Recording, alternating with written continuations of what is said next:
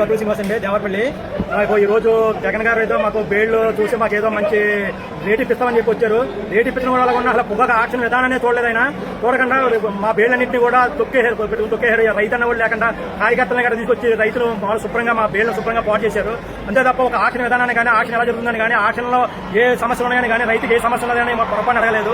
ఒక అలగాజనాన్ని తీసుకొచ్చి మొత్తం ప్లాట్ఫారాన్ని మొత్తం నాశనం చేశారు తప్ప మాకు ఏదైనా దీని వల్ల ఏ ఉపకారం లేదు. మా బెయిల్ నాశనం అయిపోయి తొక్కేసి బెయిల్ మళ్ళీ వెనక పెట్టుకెళ్లాలంటే చాలా ఇబ్బందిగా ఉంది. దీన్ని పొద్దున్న నుంచి కూడా ఎంతో ఉత్కంఠంగా ఎదురు చూసిన ప్రతిపక్ష నాయకుడు వస్తున్నాడో ఆయనకు హోదా లేకపోయినా సరే ఏదో మార్కెట్ గురించి దానికి ఏదో చెప్తారని వైఎస్ఆర్సీపీ నాయకులందరూ కూడా మమ్మల్ని ఇక్కడ ఆపారు.